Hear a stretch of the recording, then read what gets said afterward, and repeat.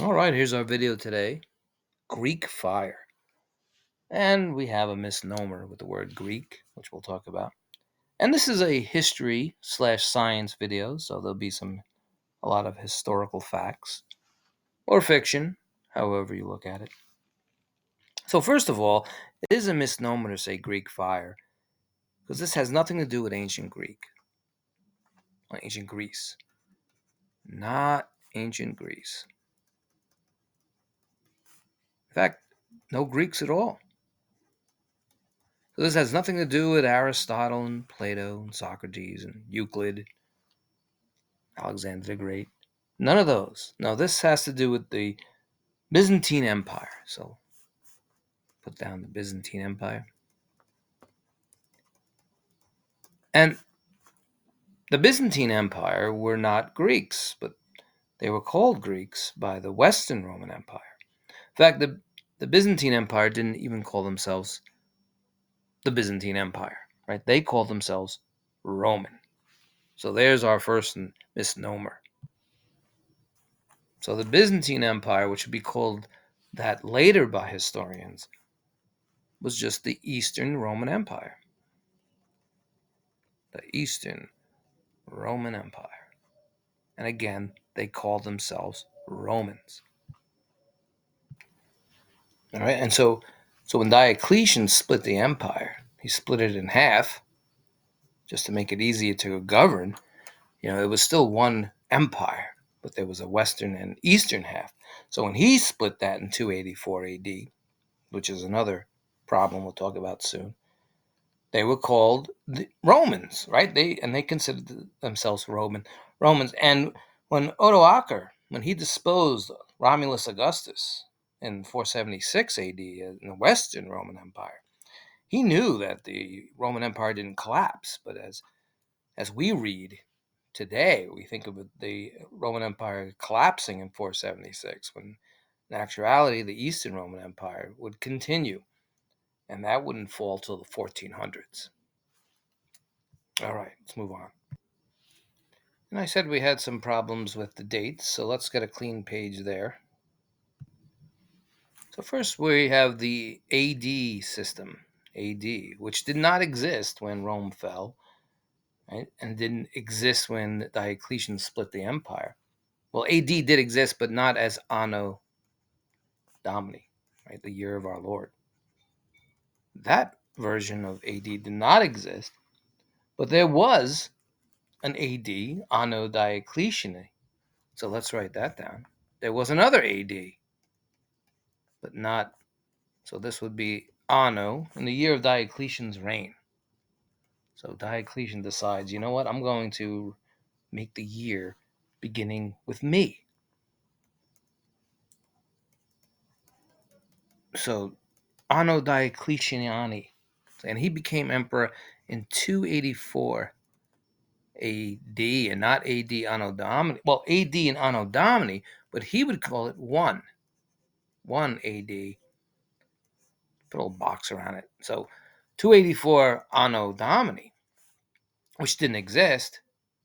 So Diocletian called it 1 AD, and he was replacing what they had another system the Romans had, AUC, and that means abs, which means toward,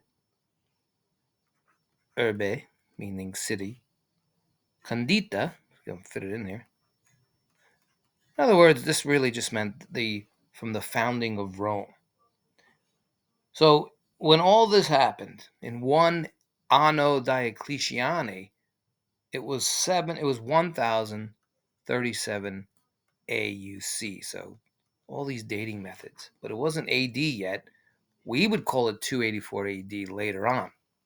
There was a monk named Dionysius who was looking at the Easter tables. There's a lot that goes into this. I'm not going to talk all about it, but he came up with a term where he thought he knew when Jesus was born, and eventually the Anno Domini system would take over, but that would be years later. Even though he came up with it around the 500s, Anno Domini, it wouldn't be till the 800s that it would be accepted.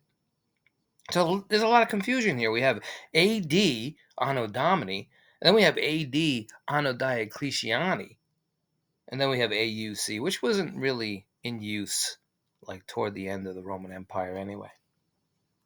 So when we said Rome fell in 476 AD, there's a problem there because it was really the Western Roman Empire that fell and not the Eastern Roman Empire.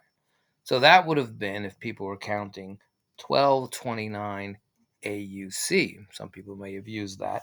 Or it would have been 192 AD.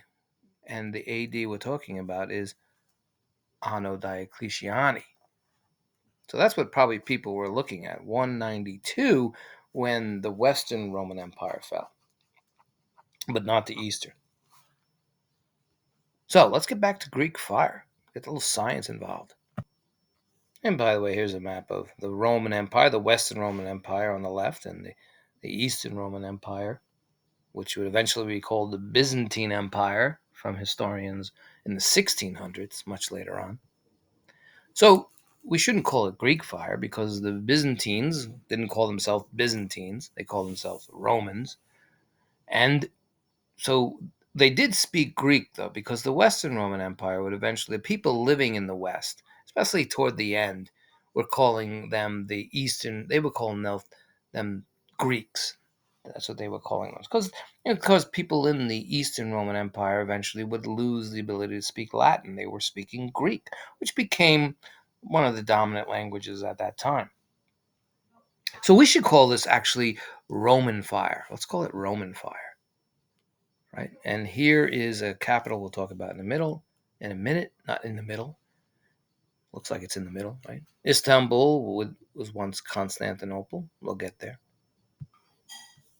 So again, Constantinople is now Istanbul. So this is where Constantine decided to make the capital. Remember, though, Constantine did not divide the empire. That was Diocletian. And he had a city. His capital was what is now Croatia, but it was called Dalmatia. You may think of the Dalmatian dogs. And his capital would be in Split. And some people might say Split. The city of Split, really called Split, which is in modern day Croatia. So when Constantine took over as the emperor, he wanted to move the city to Byzantine, which this was called Byzantine before Constantinople, and he changes the name and he names it after himself. A lot of egos floating around in the Roman Empire. And by the way, here is Yugoslavia, right, and Croatia around here. This is where Diocletian had his capital when he moved the capital of Rome, and then eventually over here is where Constantine moved the capital. Now, getting back to Roman fire, we're going to call it Roman fire. So let's cross it out. We'll call it Roman fire. And what was Roman fire? It's still a mystery of what it actually was because the recipe, if you want to call it a recipe for it, was lost in time. It was guarded. It was a major secret of what it was, and it was used in naval warfare, and it was fire, right? And so, what scientists think it was today, it could have been sulfur, could have been petroleum. In fact, most people think it is a petroleum, and they had the Eastern Romans, we should call them, they had access to petroleum in the Black Sea, so oil, right? So they had petroleum, and they didn't know how to use it for cars, for example, but they did use it for Greek fire. That's what most scientists are saying. They had also sulfur. And what this would do is it would ignite upon contact from air. So once it hit the air, it would be ignited and it would engulf ships, enemy ships. And the thing was is that it burned on water and it was very adhesive. So with Roman fire, we're calling it, not Greek fire, it was adhesive, sticks, right? It was sticking to things. And it's almost like napalm. So think about the napalm that was discovered by Harvard professors in World War II and used a lot in the Korean and Vietnam War. Napalm is adhesive also. The thing about napalm, though, is it doesn't really burn on water. So Roman fire, Greek fire, would have been adhesive. It would have burned on water, and once it engulfed the ships, it was almost impossible to extinguish. That was the thing about Greek fire, impossible to extinguish, burning on water, and very adhesive. Now, of course, we can make things like Roman fire today, but exactly what it was, what ingredients they used, is still a mystery. And a lot of people are debating this. Another potential candidate was calcium phosphate. And so let's write that down.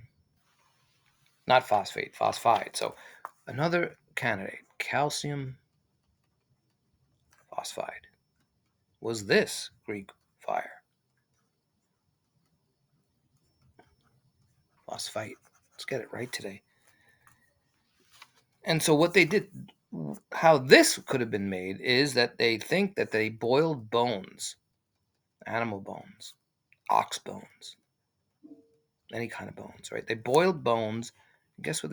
They boil them in urine to get this calcium phosphate. And when this is in contact, when calcium phosphate is in contact with water, it does release phosphine, which will ignite. It will release phosphine. So a lot of scientists think this may have been it, but a lot of people debate that. And the thing what they're thinking now is they're really thinking that it was something to do with petroleum. Maybe it was a mixture of both. We know that if we had pure sodium, for example, not sodium chloride, but pure sodium will burn in water, so will potassium, pure potassium, and francium. In fact, that not only will they burn in water, they can have massive explosions. But the Byzantines, or we should say the Eastern Romans, or just the Romans themselves, probably wouldn't have access to potassium and francium or sodium. All right, that's just our little video on Roman fire.